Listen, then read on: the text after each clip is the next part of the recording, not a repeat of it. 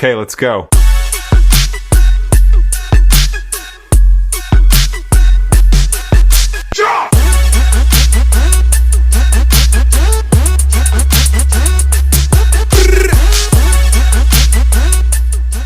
We are Group 3, and today we're diving into a concept that shapes how we think, speak, and debate. It's called a proposition, a simple statement with powerful potential. From everyday conversations to heated debates, propositions help us express truth, opinion, and logic. In this video, we'll explore what a proposition is, its two different classes, and how to spot a good one for debate or its characteristics and why it matters. So sit back, listen closely, and let's unlock the power of statement together. A proposition is defined as an expression in words or an act of argument. An act of argument in a mental assertion of something as true or untrue. It is expressed in a complete statement with subject and predicate, and it allows us affirmance and denial. There are two classes of proposition. The first one is a proposition of facts, and the second one is a proposition of policy. Proposition of fact is one that is concerned with the truth or falsity of an act or judgment.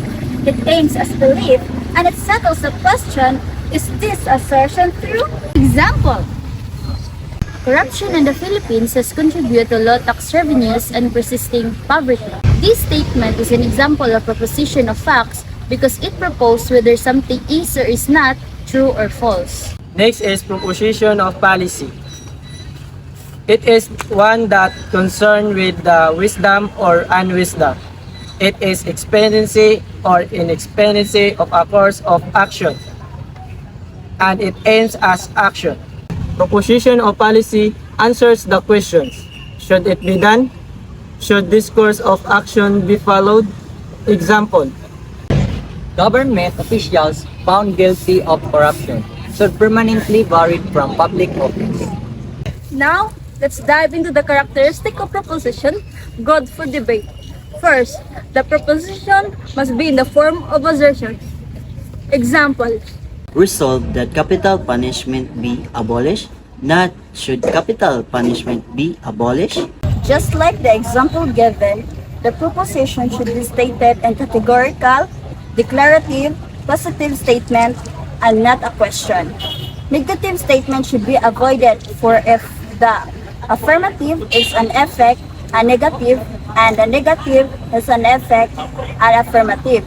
Confusion is likely to arise. The second characteristic is the proposition must express only one act of judgment. Example: Resolved that the Philippines establish a new cameral legislature. This example expresses the only one act of judgment.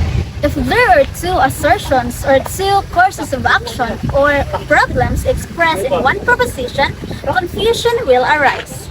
Example: the proposition resolved that the Philippines establish a unicameral legislature and that the Speaker of the House of Representatives be elected by direct popular votes expresses two acts of judgment. The proof necessary to establish the fact that the unicameral legislature will be more efficient and will be more economical are not the proofs necessary to show that the speaker should be elected by direct popular vote. The third characteristic of proposition good for debate is the proposition is susceptible of only one interpretation. Example: Water boils at 100 degrees Celsius at sea level. This is a scientific fact with no ambiguity. the fourth characteristic is the proposition must be unprejudiced. Example: in the proposition resolved that dishonest officials can be weeded from the service. The term dishonest is an epithet which practically covers the point at issue. The fifth characteristic is the proposition should avoid abstractions and generalizations. Example: the proposition resolved that woman should organize a civic club is so broad in meaning, so wide in connotation, that it is unfit for a debate. The term woman is not specific enough to warrant an intelligent discussion.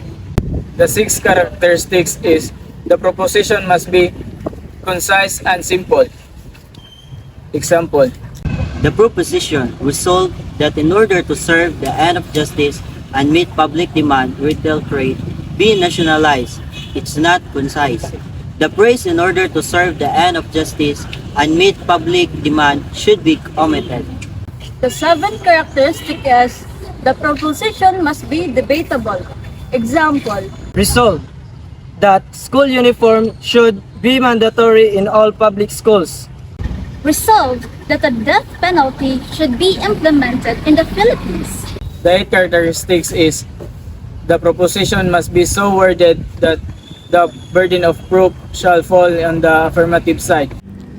The burden of proof is the responsibility to show that a claim is true by providing enough convincing evidence. In a debate or legal case, the person making the claim must prove it, otherwise it won't be accepted. Example, In the proposition, resolved that the Filipino woman should be granted the right of suffrage. The burden of proof does not fall on the affirmative side because the Filipino woman now enjoys the right of suffrage. the last characteristic of proposition good for debate is the proposition must be interesting. Whether the proposition is interesting or not depends upon the education, attitude, experience, the like and dislike of both speaker and audiences, and the particular of conditions of the time. The word interesting, as it used here, is a relative term. A certain proposition may be most interesting to one audience, but most uninteresting to another audience. And two, the proposition to be interesting must be within the comprehension of both audience and the speaker. The proposition resolved that coronary thrombosis is curable is certainly interesting to medical men, but it is not certainly interesting to students of a liberal college. The reason is the question is so technical and so far removed from their knowledge and experience that it does not touch their likes and dislikes. So why is it necessary to know the proposition? First, clarity of purpose. The proposition defines the central claim or thesis. It sets the direction of all supporting ideas, evidence, and counter-arguments. Second is logical structure. A clear proposition helps organize thoughts logically. It ensures coherence in debate, essays, and presentations. Third, persuasive power. Understanding the proposition allows you to tailor your language, tone, and examples to persuade your audience. It helps anticipate objections and prepare for rebuttals. So what's the big deal about a proposition? It's more than just a statement. It's the heartbeat of every argument, every lesson, every idea we want to share. Clarity. Direction. Impact.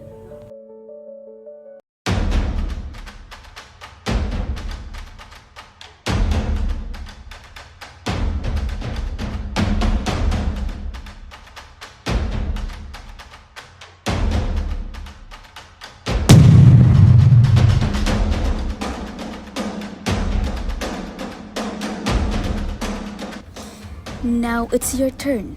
What will your next proposition be?